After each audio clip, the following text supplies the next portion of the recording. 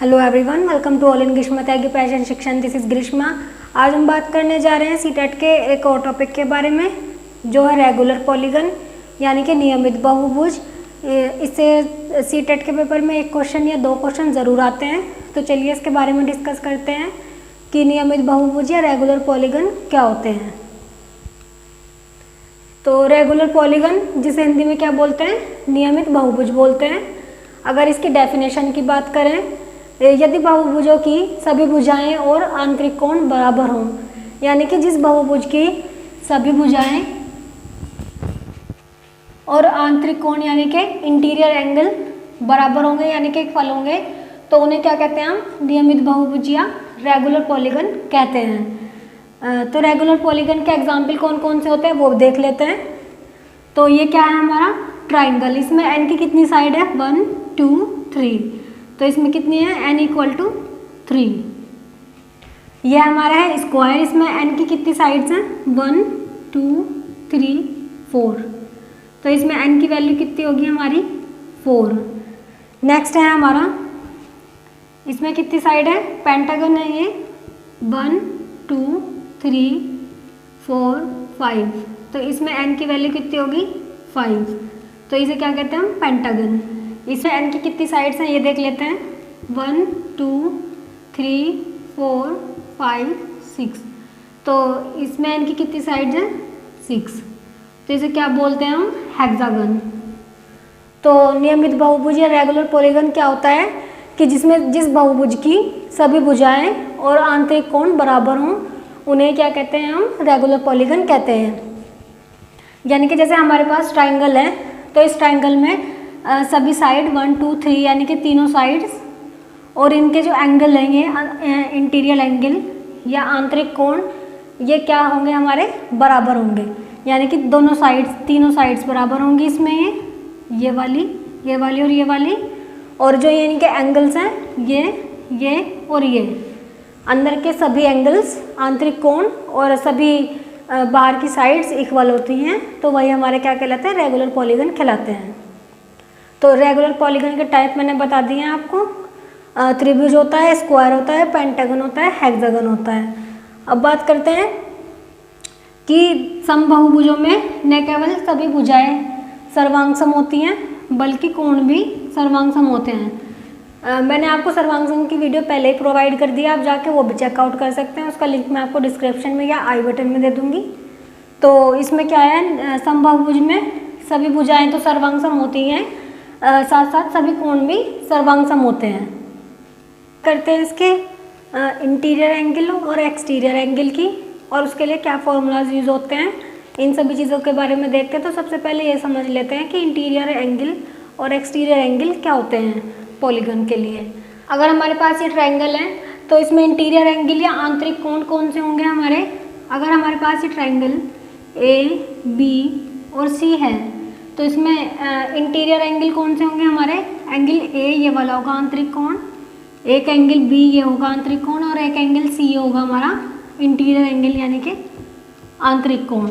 ठीक है। अगर हम एक्सटीरियर एंगल की बात करें, तो एक्सटीरियर एंगल कैसे बनाएंगे हम इसके, अगर हम इस वाली साइड बढ़ा दें D तक, और ये B वाले पॉइंट को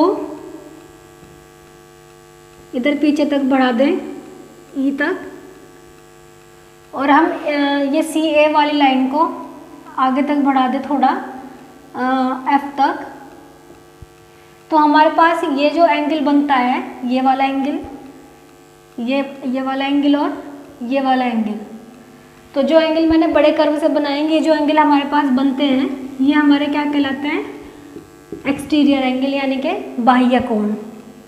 अगर आपको पता होगा कि एक स्ट्रेट लाइन, अगर हमारे पास ये स्ट्रेट लाइन है और इस पर ये अगर एंगल बनता है, तो इसकी वैल्यू कितनी होती है, 180 डिग्री होती है। अगर हमारे पास ये एंगल 60 है, अगर हम ट्राइंगल की बात करें, तो ट्राइंगल में ये एंगल 60 होता है, और ये है हमारी स्ट्रेट लाइन है CD वाली, तो ये एंगल हमारा कितना हो जाएगा, 120। इसी तरह अगर हमारे पास ये वाला एंगल 60 है, तो ये एंगल हो जाएगा हमारा 120। इसी तरह अगर हमारे पास ये 60 है, तो ये हो जाएगा हमारा 120। तो आंतरिक कोण कौन से हो गए इसमें हमारे, ये वाला 60, ये 60 और ये 60। आपने पढ़ा होगा कि ट्राइंगल का सम क्या होता है 180 डिग्री। तो ये हमारे कौन से हो गए इंटीरियर एंगल, और ये जो हमारे ये 120 वाले हैं ये हो गए हमारे एक्सटीरियर एंगल।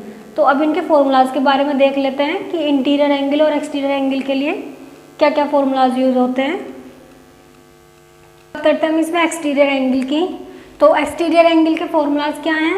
एक्सटीरियर एंगल मैंने अभी आपको बताया ही है कि जो एंगल EBA, ये जो 120 से 120 बन रहे थे हमारे एंगल B, एंगल C और एंगल A, ये हमारे क्या हैं एक्सटीरियर एंगल। तो इसके लिए फॉर्मूला कौन सा होता है, sum of all exterior angle is 360 degree, कि किसी भी पॉलीगन के एक्सटीरियर एंगल का सम कितना होता है 360 डिग्री। यानी कि अगर हमारे पास ये 120 आया था, अभी मैंने आपको बताया कि कैसे आया है 120, तो ये 120, ये 120 और ये 120 कितने हो गए हमारे 360, 120 प्लस 120 प्लस 120 कितने हो गए 360। अगर हमारे पास एक्सटीरियर एंगल निकालना हो हमें, तो उसके लिए क्या फॉर्मूला होगा, each exterior angle equal to 360 upon n। n क्या होती है यहाँ पे नंबर ऑफ साइड्स, कि अगर हमारे पास हमें इसमें हमारे पास नंबर ऑफ साइड्स हैं, मान लिया हमारे पास ये ट्राइंगल है, तो ट्राइंगल में नंबर ऑफ साइड्स होती हैं 3, तो 3 से डिवाइड कर देंगे तो हम क्या आ जाएगा हमारे पास 120। तो each exterior angle equal to 360 upon n, और n क्या होता है इसमें नंबर ऑफ साइड्स, कि अगर हमें किसी भी पॉलीगन के एक्सटीरियर एंगल निकालना है और हमारे पास साइड्स की संख्या है, कि जैसे हमारे पास ट्राइंगल है तो उसमें 3 साइड्स होती हैं, तो 3 से डिवाइड करके 360 को तो हम इसमें एक्सटीरियर एंगल निकाल देंगे। पहला फॉर्मूला है sum of all internal angle is 180 n-2, कि सभी आंतरिक कोणों का योग कितना होता है 180 n-2।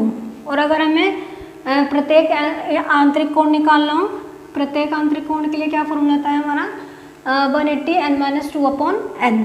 अगर हमें विकर्ण निकालना हो यानी कि डायगोनल विकर्ण के लिए क्या फॉर्मूला है हमारा n-1 अपॉन 2 माइनस n। और अगर हमें ऐसे पैरामीटर निकालनी हो n साइडेड पॉलीगन के लिए, तो n इंटू साइड होता है।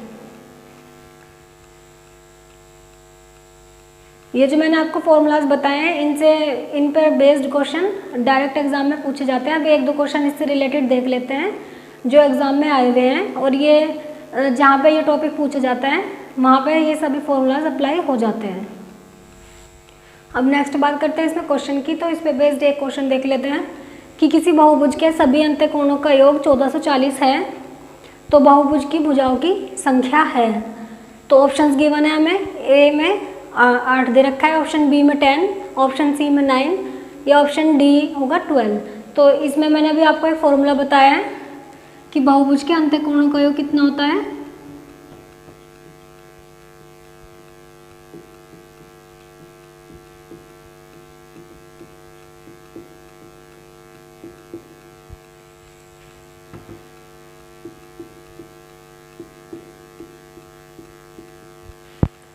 अभी मैंने आपको एक फॉर्मूला बताया है कि बहुभुज के अंत्यकोणों का योग होता है 180 n-2। तो अंत्यकोणों का योग क्या गिवन है हमें 1440, तो ये किसके इक्वल रख देंगे हम 180 n-2 इक्वल टू 1440। सॉल्व कर देंगे हम n-2 equal to 140, n-2 equal to 1440 upon 180, 0 से 0 कैंसिल, ये 2 से डिवाइड कर देंगे, ये आ जाएगा 72 और ये आ जाएगा 9, फिर 9 8 जा, तो ये आ जाएगा n-2 इक्वल टू 8, और ये इधर माइनस का उधर जाके पॉजिटिव हो जाएगा, तो 8 + 2 इक्वल टू 10। तो n बराबर क्या आ जाएगा 10। तो कौन सा ऑप्शन है n बराबर 10 हमारा ऑप्शन बी। तो इसमें कौन सा करेक्ट हो जाएगा हमारा ऑप्शन बी करेक्ट हो जाएगा। तो इसमें उसकी भुजाओं की संख्या कितनी है 10। यही हमारा क्या हो जाएगा आंसर।